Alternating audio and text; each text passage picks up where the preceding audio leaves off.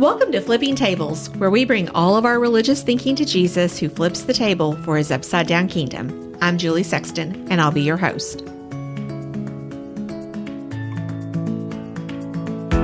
Hey friends, we're going to begin a series of episodes inspired by the Gospel of Mark. And here's a heads up, just in case it's been a while since you started with Mark. And I say this because not a lot of people start with Mark. There's not many people who say, when they're talking about the four Gospels, hey, I think that Mark is actually my favorite Gospel. But I'm hoping in this series that we'll learn to not be so quick to write off Mark's Gospel. And actually, I think that's the first table flip of the series, is that, guys, Mark is in no way inferior to the other Gospels. So let's all agree just to give the little Gospel of Mark a little bit of love and see what other tables that Jesus wants to use Mark's Gospel to flip in our lives. Welcome to Flipping Tables. I'm Julie, and I'm at the table with Twyla and Kimberly, and we would love to have you join us. Good morning, ladies. Hi, Twyla. Hi, Julie. Hello, everyone. Everyone looks bright and pretty. We're happy to be here. We had last week, so our listeners won't know this because they get us every Tuesday, but we took last Tuesday off because newsflash, struck at the Brown House again. Goodness gracious. But so many good things have happened since we were last together. Julie, you hosted Secret Church with Flourish Ministries. How was it? I didn't get to come, but how was it? I missed you because last year we did it at your house. I know. But it was amazing. We had 25 people participate over, some of them were here in person, some of them were at home. But it was, I love Secret Church. It always fires me up. And this one was so unique and different. I've done all of them, and I think there's 20 some. But Jonah was it was a soft approach. Kimberly, you were there. It was your first time doing Secret Church, and you don't have anything to compare it to. That's what I was going to say. I have no reference when you talk about how it was different, but I loved every second of it. Yeah. I learned so much. And he talks so fast, faster than you. And see, that's one of the things that you wouldn't know because this was your first one. But normally he talks super fast. That wasn't super fast? That was not super fast. Oh my gosh. That was kind of him, like, he was kind of slow, and he gave you time to kind of think, and we looked at the verses, verse by verse, and he taught us, do you remember your Hebrew word that you learned? Ra. Mm-hmm. Yes, that's for evil, Twyla, when you get around to doing it. But I already know that from my Hebrew app. Remember? Oh, that's right. She's fluent. She's actually already know that word. She's kind of bilingual.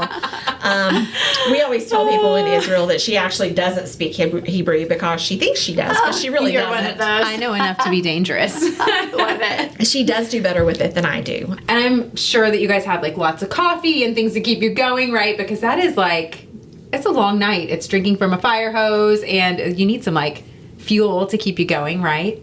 Well, yes, as a seasoned Secret Church attender and host, I know the snacks that you need. I usually need a lot of sugar and a lot of coffee and lots of crunchy, salty things. Yes. So I tried to have a blend of, the chips and dips and vegetables. We threw in some fruit and vegetables. Mm-hmm. I made cookies and cupcakes with, it's called a heavenly frosting. It was, I know this is gonna get ugly right now because you know how we have what is it you're trying to brand? It's the official frosting of heaven. Yes. Buttercream. Okay, so I did a cream cheese frosting. Nope. With whipped cream. It was a whipping cream cheese combo. It's a hard It was no. light and fluffy. It was very pretty, and it doubled as a fruit dip because I had some left over, so I put it in a bowl, and we used it for our berries. You're making such a face at me right now. She's about to flip this table over. I'm gonna stand up and flip the table for real. So you're telling me that you put a fruit spread on cupcakes? Yes, I did. And they were delicious. They were light and airy like heaven. I don't think we can be friends anymore. And there was no butter. You can feel the tension in this room. You can cut it with a frosting knife. But in full disclosure, I do prefer buttercream. Yeah, I'd say. It was so it's not super controversial. I think we need to move along now. Okay. Well, speaking of controversy, I saw you guys in Babyland again on Sunday. I don't know if you're being punished or if you're actually starting to like being back there. You know, they asked if we would do it again because They always ask us separately, and They different do. people ask us. and they go with me first. Yes. Because they must think I have influence over you or something. I don't. That's I which am is my really own funny. woman. She is Unless very it much comes to her own woman. frosting. But we were actually even joking with the moms who were dropping their kids off because several of them, like your sister-in-law, for example. Yes. When she was dropping off little Sloan, she says, Sloan, these are the babies aren't my jam crew. So, kind of be good or something. And she was just really sweet. She said, I had to give you a hard time about it. But the joke's on us, really. You guys. Okay. They broke you. I don't know. This is confession time or what is it? I don't know what you call it. But anyway, I'm just, okay. It's a safe place. My name's Twyla, and I've had a table flipped. How's that?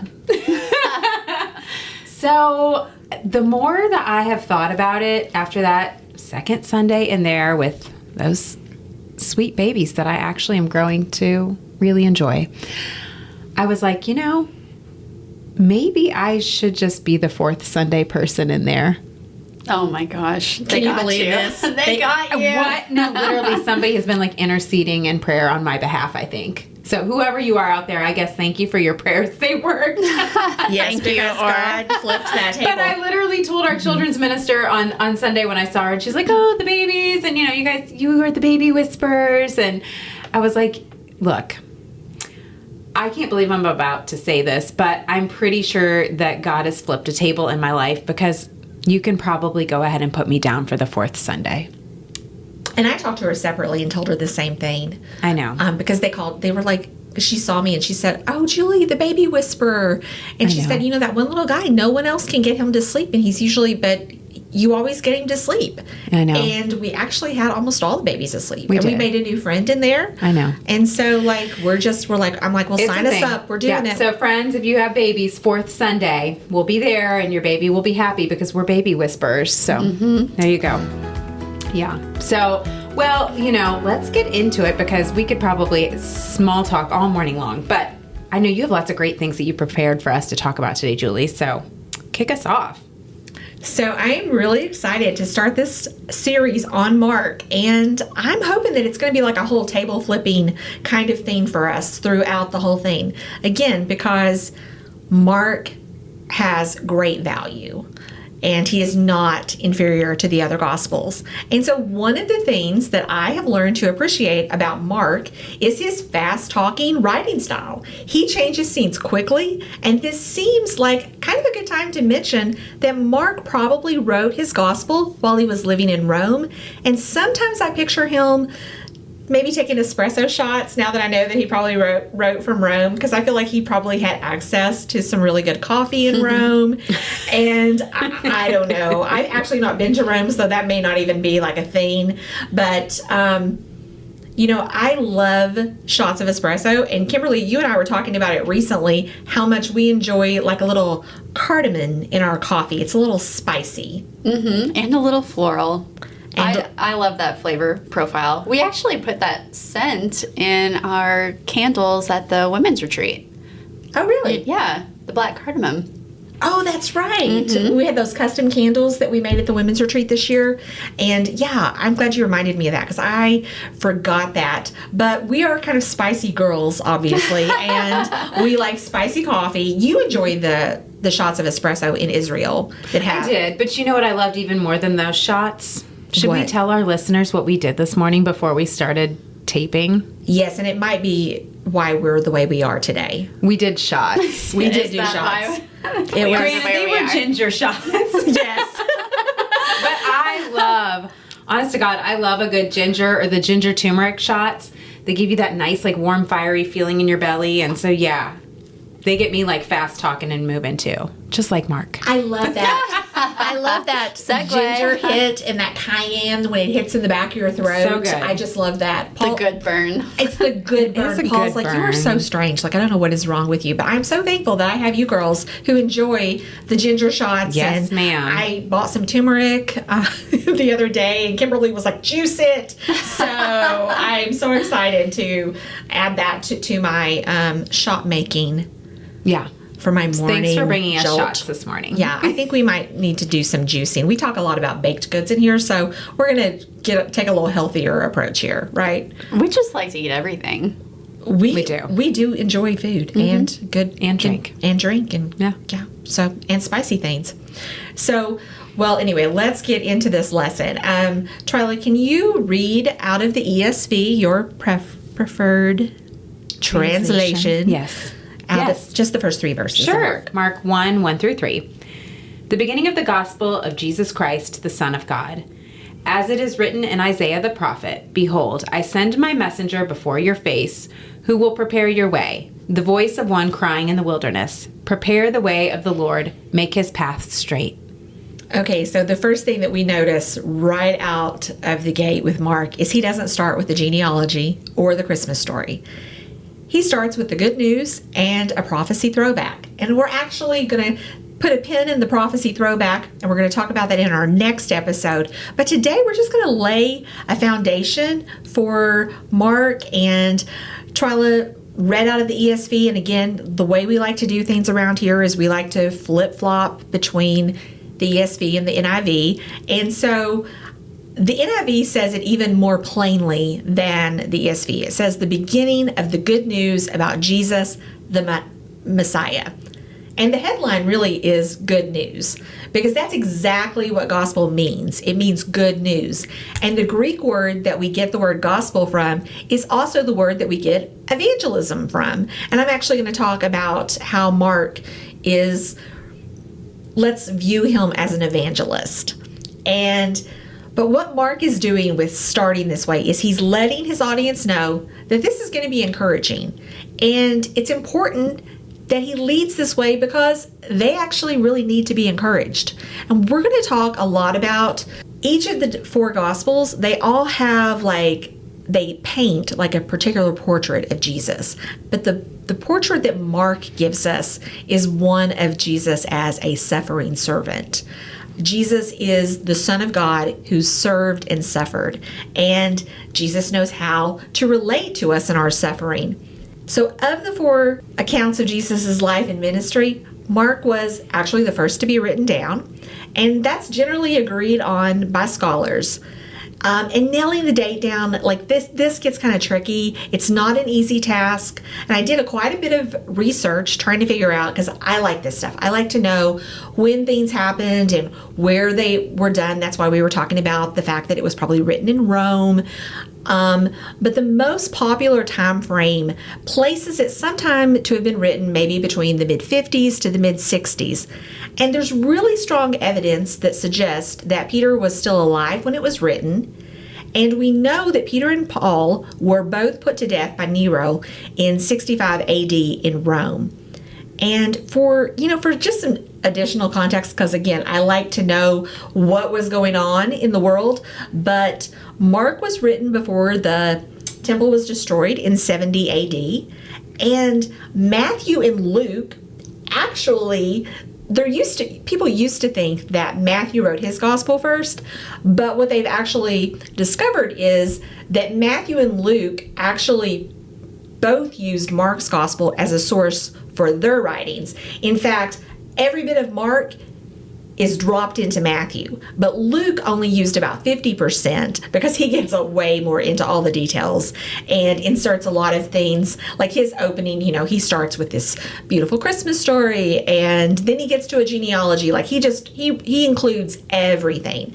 And again, I know this isn't interesting for everyone. It may not be interesting to Twyla and Kimberly. Probably to Kimberly. I think Twyla's maybe you don't care quite as much about all these little details. We were talking about, I'm not as into all of the deep study academia part of it. But yeah, I don't get super geeked out on knowing every detail and date like you do. But that's okay. Yeah. That's okay. I mean, it's just kind of like spotlights our different gifts and our different, but you kind of. Oh, yeah, I love to geek out on all this she stuff. loves to geek out. So we know it's not everyone's jam. Babies and research are not my jam. Well, maybe the Lord's going to flip that table too, and you're going to become into research. It would really help me if one of you guys could help me do all the research for these episodes. But we've kind of already mentioned that Mark's gospel goes at a pretty brisk pace. And so I asked myself, why does Mark write like his house is on fire? And maybe because it was. There was an urgency to get an account of Jesus' life written down, and most scholars believe that Peter was Mark's eyewitness source. And they understood by the times that they were living in that Peter probably didn't have many years left in the land of the living, and there really wasn't any time to waste because the persecution of the early church was really picking up in intensity. It really, by the time we already mentioned 65 AD, when that starts to unfold, it like really just goes bonkers.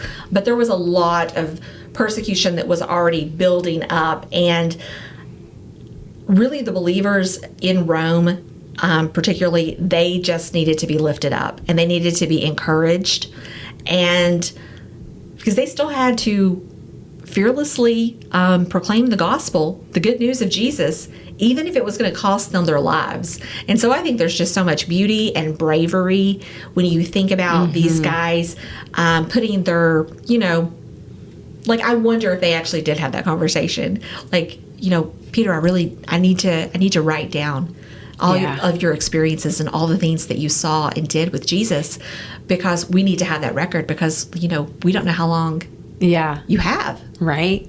I mean, this could have been like maybe they did it over espresso or ginger shots. Who knows?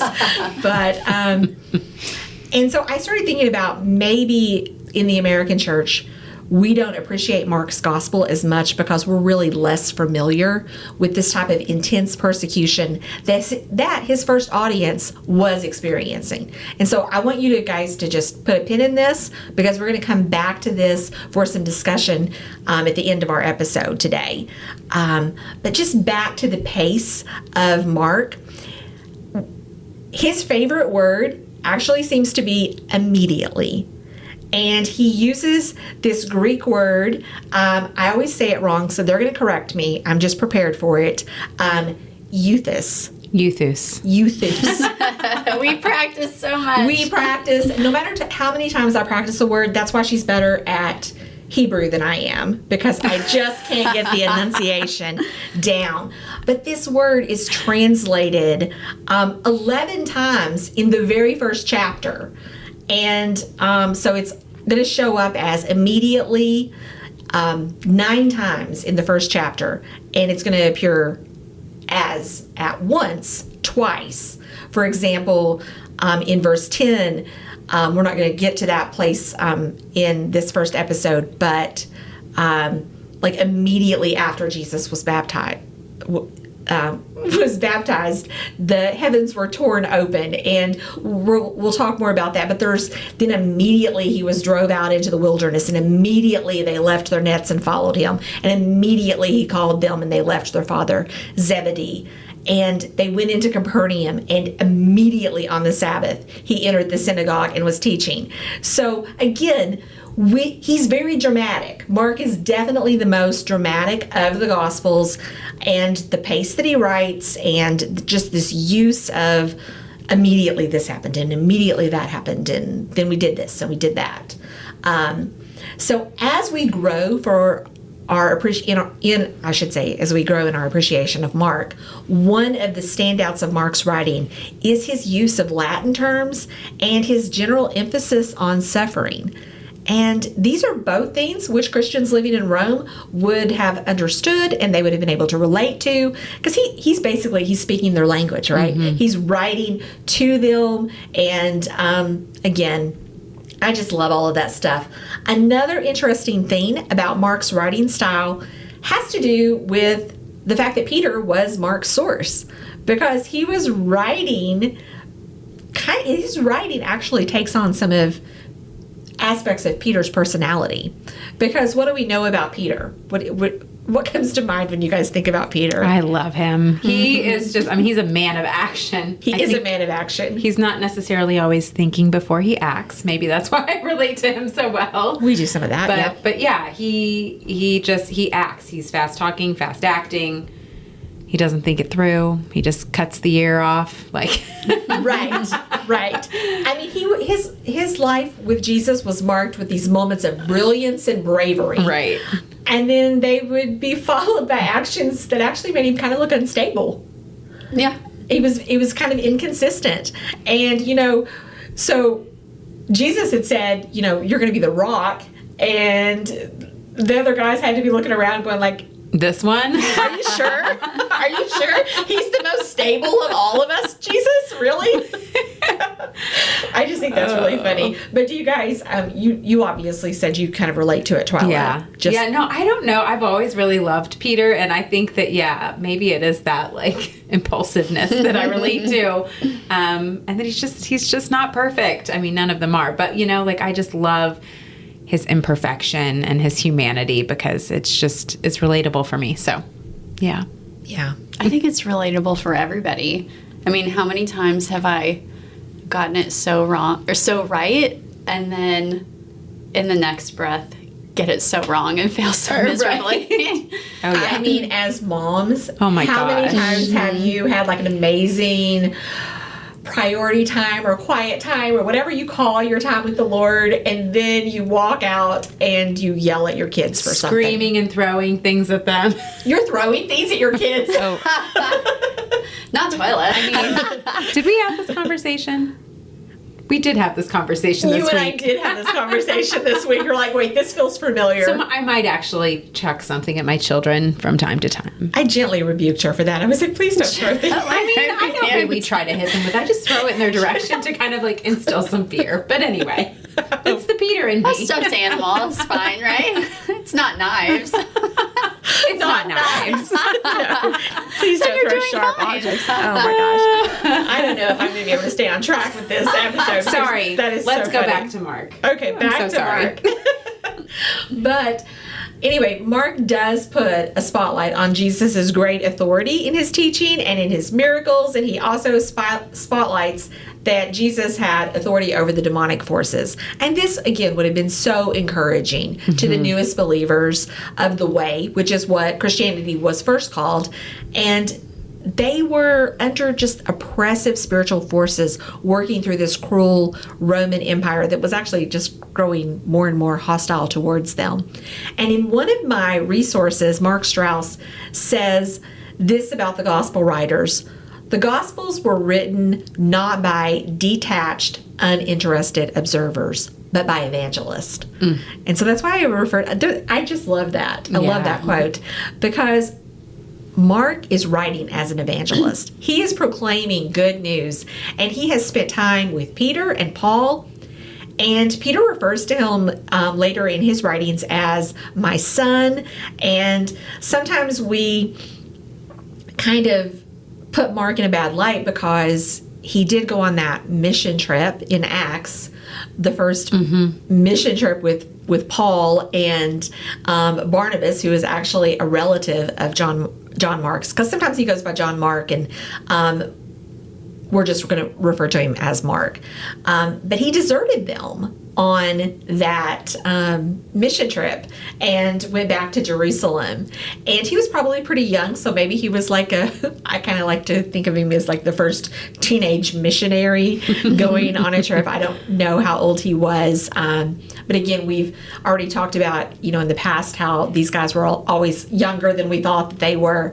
And some of the other places that he might have showed up was in his gospel. There is this young man who fled naked at the arrest of Jesus, and many people point to and believe that was Mark, that he was a young boy. And we were talking about how there's some evidence to suggest that the Last Supper was actually held at Mark's family home, that his mother actually gave them the upper room. And so anytime that in Acts, when we're talking about them being back in the upper room, and when Peter is arrested in Acts, and the church was meeting and they were praying for his release, when he shows up to Mark's mother's house. Yeah. So this was like, so why do I mention all of this? Because his family really had a front row seat. Yeah. That was participating in the ministry of Jesus, and he traveled with Paul, and Paul at the end of his life referred to him as, please bring Mark with you when you come. Yeah. And because he's such a value to me. And so obviously Mark grew up in his faith, and he actually got to see Peter. He was an eyewitness to Peter being transformed, because he probably saw some of that unstable Peter, but then he got to see Peter, and just to write all of that down, I think it's just amazing. But I think all of this is just really important, because I'm building this case because I want you guys to love and appreciate the Gospel of Mark, and in no way skip over it and just go for John or Luke or Matthew, whichever one. We all tend to gravitate. Do you guys naturally gravitate to one of the Gospels, since we're talking about this? I tend to go to John. You tend to go to John. Me too. Yeah, me too. Yeah. I mean, I love John. But I'm really starting to fall for Mark quick. Yeah, yeah. She's like fast talking, fast acting. Yeah, you connected him to Peter, and I'm like, you know what? Actually, you're right. Mark may actually be my guy. So, He might be. So yeah. So I think hopefully by the end of this year, after we kind of like spend a lot of time studying all of the Gospels, I hope they're kind of like a four-way tie with us. Yeah. That we just love and value all these different approaches. But speaking of Rome, they made a sport of putting Christians to death. And Mark would have been around when Peter and Paul were both put to death. And actually, I did some research, and it kind of made me like queasy to think about. It's so hard to read about the intense suffering and how so many of the Christians were martyred. But there is a tradition that says that a few years after Peter and Paul were put to death, that Mark was actually put to death for his faith as well. And the account is that they put a rope around his neck, and they just dragged him through the streets of Alexandria until he was dead. Wow. They beheaded Christians. That's how Paul died. Peter was crucified. That was normal. They burned Christians alive. They, one of the things that I hate this one so bad, but they would dip them in pitch like tar and kind of use them as human torches, like candles that they would put, in their arenas, and then they would actually put Christians in the arenas to be torn apart by these wild animals. Yeah. I mean, it's horrible. So this is the kind of the backdrop of this persecution. Right. And this urgency that Mark was writing. And so when we read and go through a lot of these chapters in episodes, I want you guys to think about, this is the backdrop. This is what he was writing all of this down so fast, and maybe didn't take time to put in all these details. Yeah. So that really frames it, in a really great way. Gives us that window in. Well, I think, you had said before, but I think this would be a great time. Let's circle back to what you had said, which was maybe we don't appreciate Mark's gospel as much in the American church because we're less familiar with this intense persecution than his first audience was experiencing. What do you all think about that? I know we do hear from time to time people say that, the American church is under persecution and we're starting to see persecution here.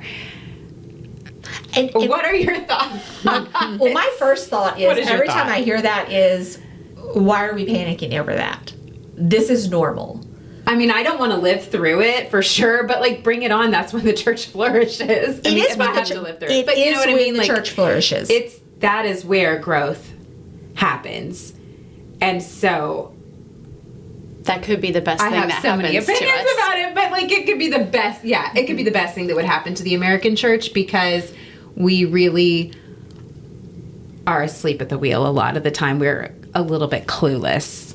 I mean, wasn't it Tertullian who said that it's the blood of martyrs is like the seed for the church. The church grows, the gospel spreads, this good news, this hope. And so I feel like when we like call some of the things that we currently say, or I hear people say, like, the church is being so persecuted. She's using air quotes. I am using air quotes because I'm like, the IRS is going to take away our tax shelter or whatever. You know, like people talk about like, tax exemption. Oh, yeah, our tax exemptions, and like, oh boy, right. Well, that's rough. It's like nobody's shedding blood, right? Right. Like, well, darn that, or get beheaded this week. Like, I mean, I don't mean to make light of it, but I don't think we have a clue about what persecution is, and in our country, when there's even literally people today in this world at this moment that are, you know, hiding imprisoned. A single sheet of the Bible or have memorized it because it's not safe for them to have a sheet of the Bible, or they're, you know, meeting quietly in the dark, you know, to pray together. And so I guess I just and she's not actually making up examples. Yeah, no, I have a hard time,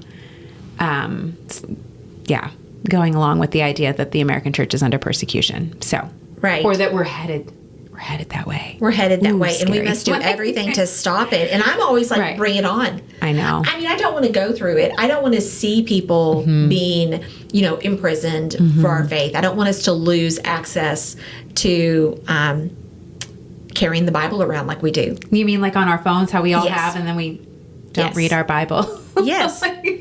It's literally everywhere. We have so much access to God's word and to be able to pray anywhere, anytime. And so, yeah, I have so many things I could say, but we don't have time for that. That would be a separate episode. We don't. But, you know, I just wanted to have this conversation and to think about this thing because we really should be slow when we call things persecution.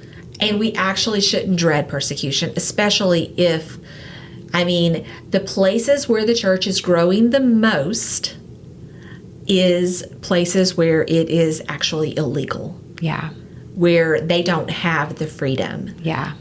Just as a part of Secret Church, they put a spotlight on a number of countries in like the top 10, but we zeroed in and prayed for Iran, and there was like a little mini documentary that went through that, and we learned so many things about what the church is like in Iran, and Iran is the fastest growing church. Yeah. And I know, you know, we have listeners all over the world, which is such an amazing privilege and honor. And so for our brothers or sisters that are listening in places where, you know, there is persecution, or that it is not, you know, a hospitable environment to be a Christian, know that we see you and that we love you and that we are praying for you. And, you know, you are not forgotten.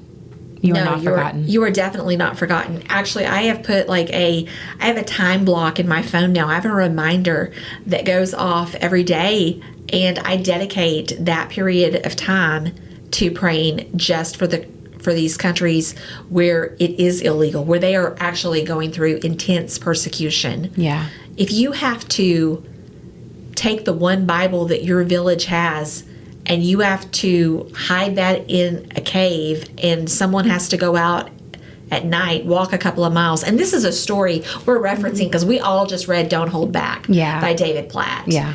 And I'd like to talk a little bit about that because that story was in that book, and there's so many other stories, but David really doesn't hold back in confronting the American church on some of the things that we call persecution. And the first thing that always comes to my mind is COVID. Yeah. Is when the COVID pandemic, the COVID pandemic, Yeah. swept, and we were arguing about wearing masks, and Or people were really angry and felt persecuted because we weren't allowed to gather in church, that they'd asked us to please stay home, for just a few months. I don't know. Like, I know everybody has different opinions on it. I am typically a pretty conservative person. But, I was one of the people in the camp of like, okay, like, let's all just stay home. Like, nobody's telling me I can't pray or I can't read my Bible. Like, God forbid I be responsible for my own spiritual formation for a few months. But, nobody was coming around the neighborhood saying like, oh, stop with your driveway church that you're having with your neighbors or watching it online. We're going to cut down your internet service. Like, we still had all of the freedom to worship and, we're still having community in that way. But for me, I was not opposed to sitting at home if it meant that we might slow the spread. right. So, I didn't feel persecuted. Some people did, but, some people felt their rights were being infringed upon. Yeah.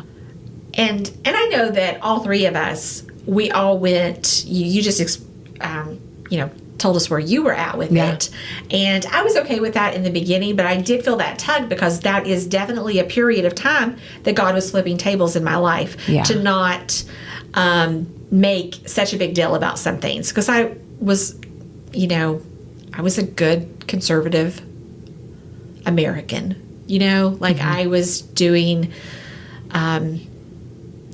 so I was torn. But as I kept, thinking and praying about it, like, I was okay with staying home for church. And I landed on that was not persecution. That it was actually loving. And I'm so thankful that God showed me that. He was like, it's actually loving for you to do this. You're loving your neighbors. You're loving your community. And again, we're like, well, it's not going to work. And I know you have this medical background, Kimberly, and you were telling us some of the things about actual masks. And she's like, I don't want to talk about this now, though. No, it's fine. It's fine. And people in the medical community all had different opinions. And that's what it came down to me, was it's opinions that are dividing us. I did not appreciate people telling me to stay home. I don't like it when people talk down to me and tell me to do something. I'm automatically going to be defensive and be like, I'm not staying home. I'm going wherever I want to. But I will say, even though I felt opposite of the way that Twyla felt about the COVID restrictions, I did feel like God was telling me, you don't need to share your opinions with everybody. And so I was holding back for the unity of my community and the church and friendships, and so here we all are, and felt differently and thought differently, and we're still friends. I was going to say, and the most beautiful thing is literally, like, you and I were probably polar opposites in our feelings at that time. And even now to talk about, like, you felt really different than I felt, like, it doesn't change for a second the way I view you, respect you, think about you. Like, I love you the same as I did, 2 hours ago before we talked about it. It's just, and so I think that is what we get so wrong too, is that we make these things that are so secondary, How could I be friends with someone that thinks so differently from me? Right. That wild woman over there just living in the wild, wild west.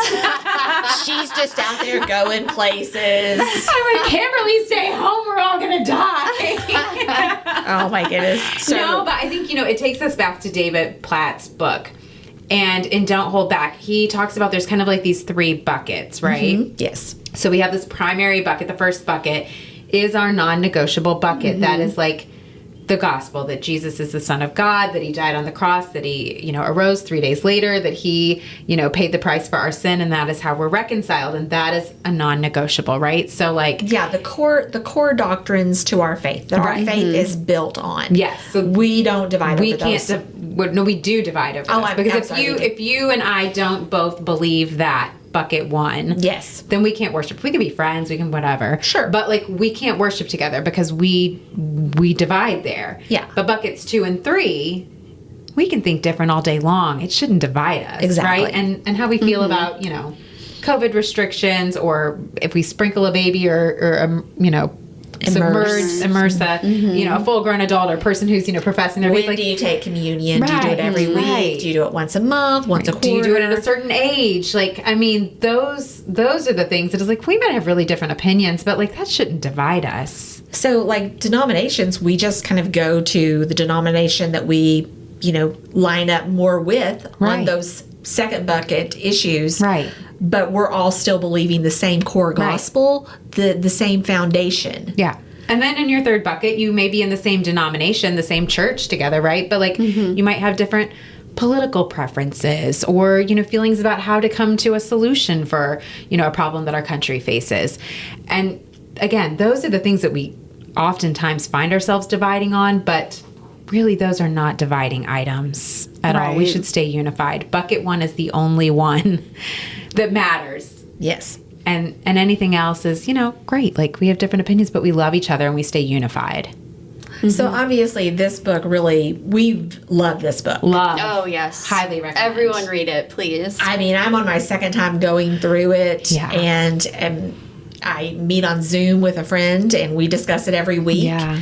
And it's such a good book, but it will flip some tables that probably need to be flipped for you. Mm-hmm. But it can also just move you in this compassion towards the unreached people groups and getting the gospel out, and because that's what we really need to be focused on. Yeah. And if the American church is really going to grow, I think persecution actually will benefit us.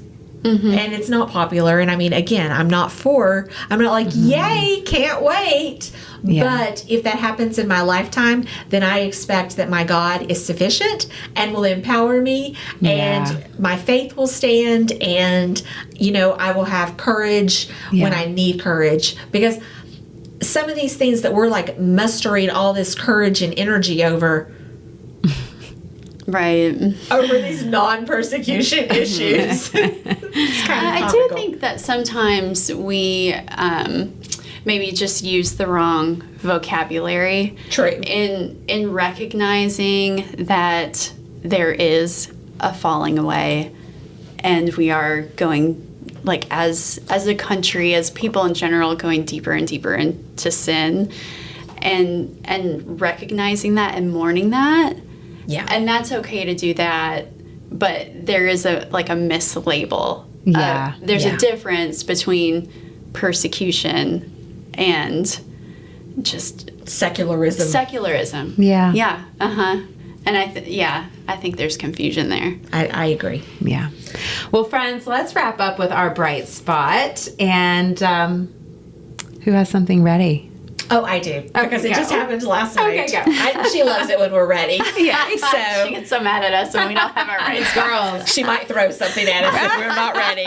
Stanley Cup coming your way. But last night, a mutual friend of ours sent me a text because she listened to one of our episodes where you talked about your Sunday hype song. Yes. And it just, so this morning when I was driving to the studio to record, I popped that in my Apple Music and just listened to that. And it was amazing. It was so good. It's Revelation 19:1, the Hallelujah. Fire up, guys. Fire up. So good. So I was just celebrating all the way here, and it just hyped me up. And we actually did it when we got in the studio. We did. Because we wanted... I was like, hype song, let's go. Mm-hmm. We did our ginger shots, and we did our hype music. We were ready We're wild. to go. Wild Christian women over here. We're going to be so tired later. Crash and burn, girls. Oh, goodness. What about you, Kimberly? Mine was I ate at this amazing Mediterranean deli over the weekend. My friend Amanda and I went. It was this hole in the wall, so we were a little nervous when we walked in, but there were people coming in and out the whole time we were waiting for our food, and we looked at each other like, this is a good sign. Yeah. But we had chicken shawarma, and rice, and the salad, and the good sauce, the garlic sauce, and hummus, and falafel, and baklava. I mean, we ate until we God. almost Oh my threw up. goodness, where were we at? We missed out. That sounds for amazing. sure. Oh, my goodness. We just love food so much. We do love food. We do. Speaking our language. What about you, Twyla? Well, I got to do something kind of fun this weekend. I got invited to host at church. So that's like, for those of you that aren't sure like what that term means, I got to be the person that like went out and like welcomed everybody and gave the announcements and prayed before we kicked off worship. And so that was fun, but I had so many people come up afterwards. That's really the bright spot, is that so many people came up and were like, that was so great to see a new face up there, or like, you were such a ray of sunshine, or I had a mom in the preschool line yesterday say like, it was great to have representation. She loved seeing a woman up there. But so it was nice though. Like, I mean, I don't really pay attention to like who's doing those things, but I guess people do, because like people took the time to stop me, even people I didn't necessarily know, and be like, oh my gosh, that was great, or like, thank you for doing that. That was great to see a new face. So that was Love great. that. Yeah. Yeah. It was kind of table flipping. So A little table a flipping. little table flipping. Yeah. So, well, with that said, friends, keep following the table flipper and leave the table flipping to Jesus.